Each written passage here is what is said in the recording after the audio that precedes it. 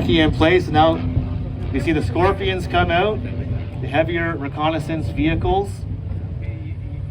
They know that there is heavy Soviet type armor in the position. The BMPs and the T-55 have been reported.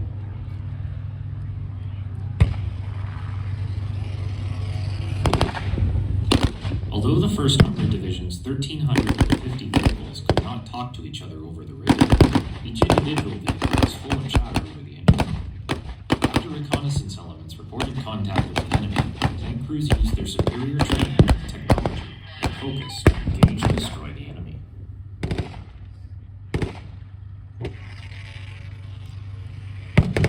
Driver, halt. Gunner, stand northeast. Scanning.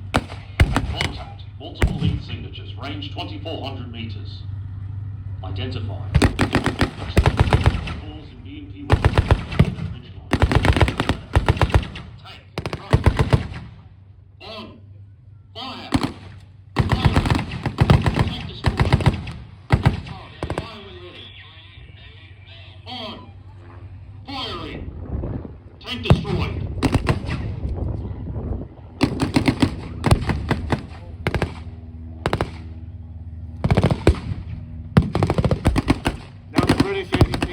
Has entered the field. The Scorpions are a bit more confident that they have their anti-tank, and those strikers can start raining down on the Iraqi position with their missiles.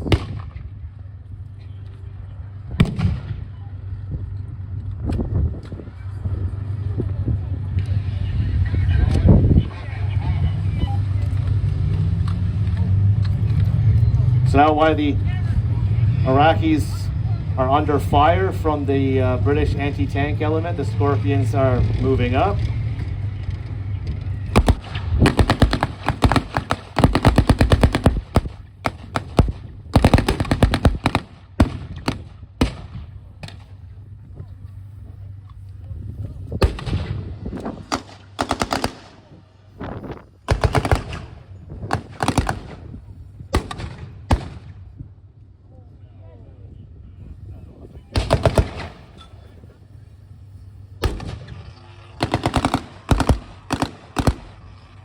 British reconnaissance element is completely keeping the Iraqis.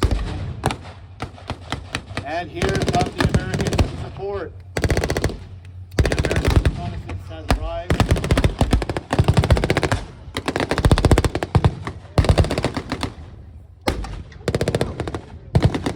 And up over the ridge, the American armor is cresting the hill in the flank of the Iraqi position.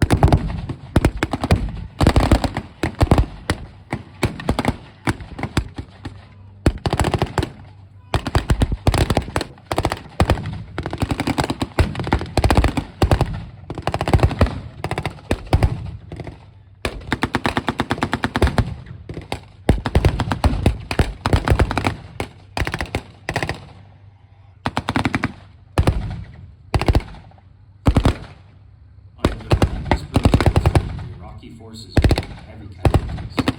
Seeing the futility of the situation, many Iraqi fighters began to throw down their weapons and raise their hands in surrender. To end all further resistance and reduce casualties on both sides, the British military wasted no time closing in.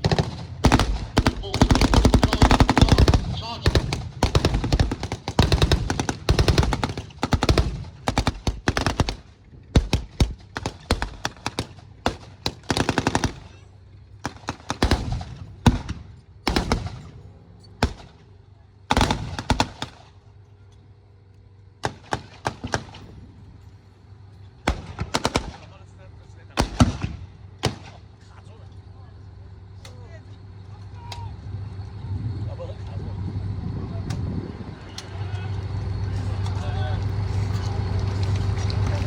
That's it. Party's over.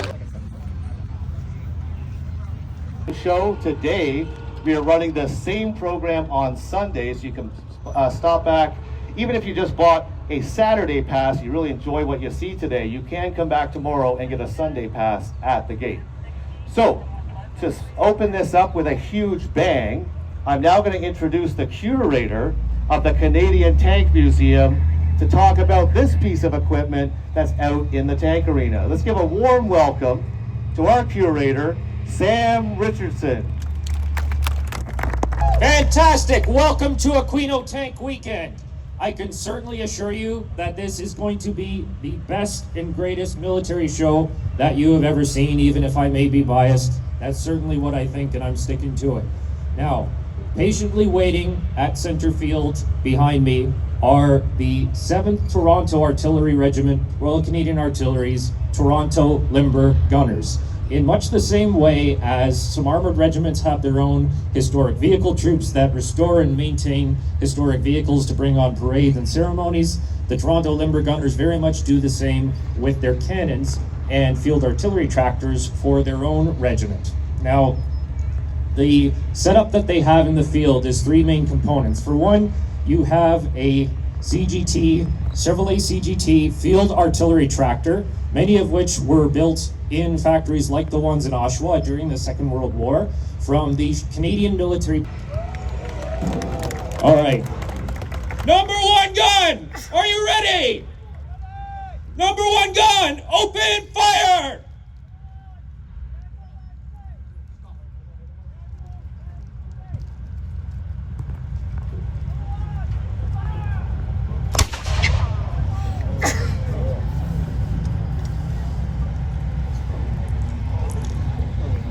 There's the smoking shell that comes out. There are several ammunition handlers on hand along with the gun commander itself, and then the main gunner sitting on the left side of the gun shield who actually aims and fires the weapon.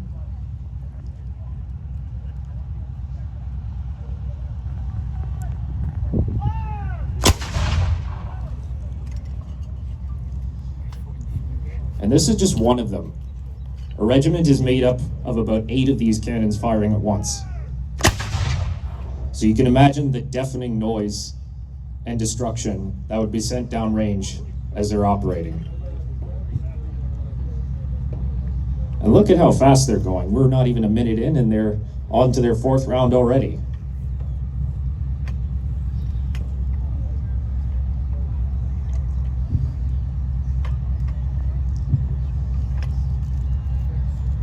Mind you, of course, this is historic equipment, so it's not as spry as it used to be. Just give them a minute to figure it out.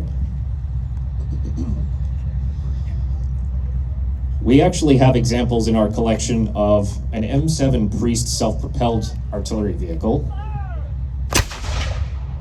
which British